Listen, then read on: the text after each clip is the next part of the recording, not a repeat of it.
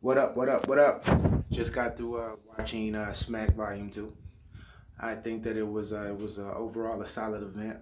I purchased a pay-per-view like a month ago, so I was excited going into Saturday watching it. But I couldn't even watch it because they said that people were trying to attack their servers and all of this, whatever, which delayed it for like a couple of hours.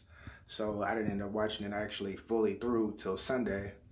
And your boy tweaked his back at work, so I've been out the last couple of days. So I got to watch him over and over and over, and actually and now I got like a clear opinion of who won and who lost, and what was solid and what was not. But getting into the first battle was Mike P versus Young Kannon.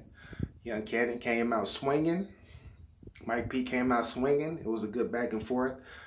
Salute to both to both gentlemen. I got Kannon 2-1, edging out the first and edging out the third. I think Mike P got the second, and salute to Mike P as well. This was a much better showing than you and Shotgun Suge. I think that you came a little bit more prepared for the actual small room feel. But I'm not going to make this recap super long. Getting into the second one, Cortez versus O-Red. This was a battle that I was looking forward to. The champion of the year of 2017, quote unquote, O-Red versus Cortez, which was top 5 of the year.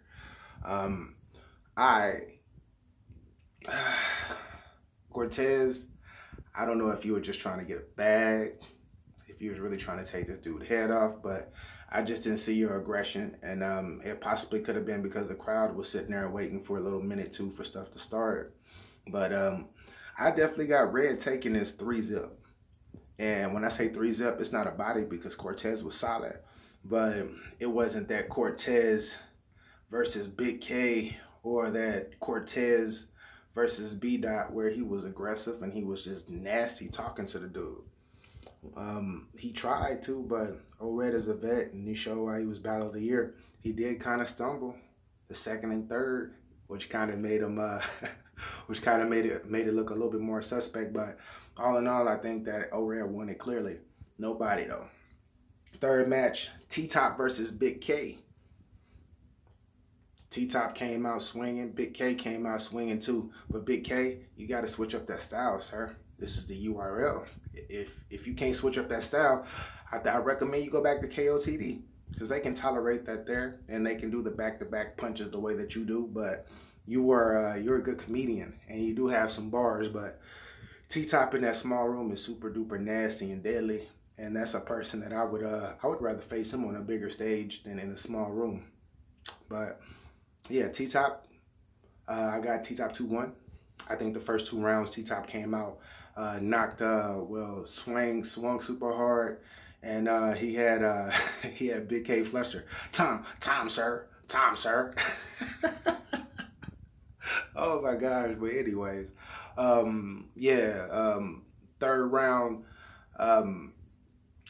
Bigg K came out, did his thing, and I think that was his best round of the match, and he edged out that third, I believe. But yeah, Ttop 2-1. Next, New Jersey Twerk versus Ayeverb. Oh my gosh, New Jersey Twerk comes out the gate, he starts spitting. I'm like, all right. This is beatable. I'm listening to him, I'm like, this is beatable. Then he chokes. And then once he chokes, I'm like, shit. He about to take another L possibly, but he turns up his seconds all the time too. Ayeverb goes out that first, and he was consistent. Had a couple things that landed. And me, I love the spit bars that they would actually had said in the battles, but I'm not going to do that because I purchased pay-per-view. And you're gonna have to purchase pay-per-view to actually get those bars. But yeah, Ayeverb finished the first round clearly and won it clearly. Second round, this is the debatable. Ayeverb,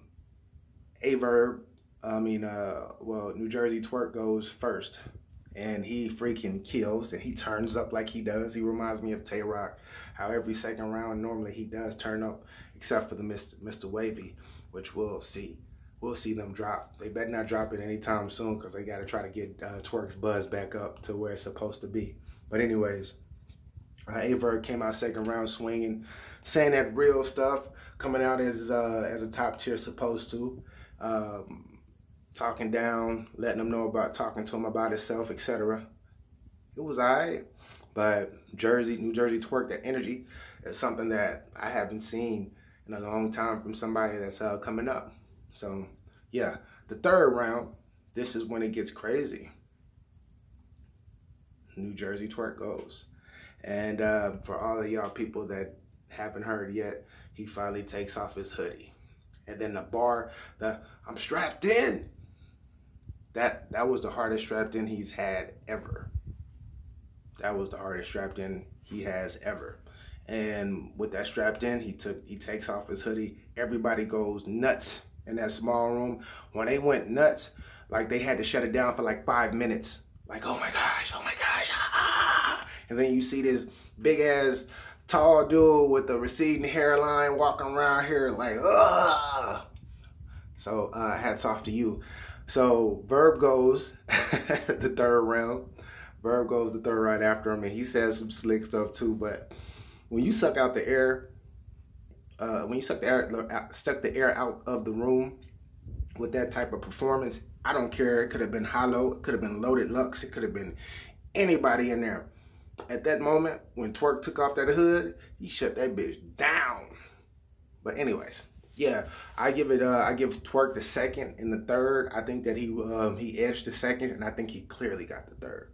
So shout out to New Jersey Twerk. And then you got Drake out there texting you, sending you messages and stuff, talking about congratulations. That's how you know you did hard. Salute. Next battle up, Nitty versus John the Don. So Nitty comes out, he starts spitting. I'm like, this is beatable. Nitty must be too tired, or he's battling too much, too frequently. But John the Don comes out and he lights a fire under him. And Nitty actually choked for the first time that I've seen. First time I've actually seen him choke and stop and forget where he was. And John the Don was super duper solid. Took that first clearly. Second round, Nitty turns up, says some fire stuff. But John the Don steps in, spits his hot fire too, and does this thing. And I think John edged him that second as well. Going into the third, I had John up 2-0. Nitty comes out, he says some fire or whatnot, and he's trying to get hyped and everything, but you can tell that on that given night, his energy wasn't there. And you know, it's equivalent to LeBron coming out and he averages a triple-double, and instead of getting a triple-double, LeBron comes out and gives you 18 points, 8 rebounds, 6 assists, which is solid for a regular NBA player. But if you're a superstar, you're looking at those stats like, nah, that ain't gonna get the job done. That was Nitty this match. John the Don came out, handled his business, and I got John 30. Nobody but 30 though. I know it's a lot of Nitty fans because I'm a fan of Nitty's too. I think he's the hardest puncher in the game. But on this evening, he just didn't have it. So John the Don 30. Hollow the Don, Hollow the Don versus Arsonal, the last battle. I got Hollow 2-1. I gave Hollow the first, and I gave Hollow the third. I believe the first, Hollow came back, he put on his old jacket, the same jacket and same hat that he lost to Arsonal in years ago. He put that on, and it brought back this nostalgia type feeling. Everybody in the crowd was like, oh my God, oh my God. I'm not gonna lie, I was watching it from the house like, oh, yeah, get him, Hollow. But he did his thing. Arsonal came out, did his thing in the first. I think that the first was edged. I think it was an edge by Hollow. Second round, Hollow came and he got time called on him, of course. And you don't do that for these type of battles. You don't call time on legends. You let legends go unlimited. Smack, you know better. You know better. I know you know better, but neither here nor there. Hollow came out, did his thing. I liked it, but Arsonal came out and started stunting on him too. And Arsonal came barking on him. So I gave that edge for that second round to Arsonal. Third round, Hollow the Don did his thing again, came out super duper solid, but was the time limits and the pushing and all that slowed down the battle and kind of messed it up. And I still think Hollow was super duper solid in that one. But Arsonal comes out, and I think he loses his placing. So he looks like he starts to look kind of suspect out there trying to freestyle through the round. And I think that's what got him the L this time around. But yeah, I got Hollow the Don 2-1, first and third. This is my Smack Volume 2 recap. And on top of that, I just want to say, yo, stop trying to mess up people's pay-per-views, whoever's out there doing this crazy crap, because people like me who are fans for real, we are into this for real. We watch this for real. We pay our money for real. If you had your own platform and you were out there trying to do whatever, trying to have a big card, just like URL is not gonna come try to do that to you. They're gonna let you make it and do whatever you want to do. So chill out with that. But all in all, super duper solid. I still think Volume 1 was better because I guess the feeling was better, and the crowd was the peer crowd. As far as the peers being in the crowd, I believe that was excellent for Volume 2 with the peers. I don't know if they were hating on each other or whatever, but it was some people you can see that a lot of people weren't giving respect to, and they were saying some hard ass shit for real. But neither here nor there. This is B.A, Smack Volume 2, recapping. Holla at your boy. Peace.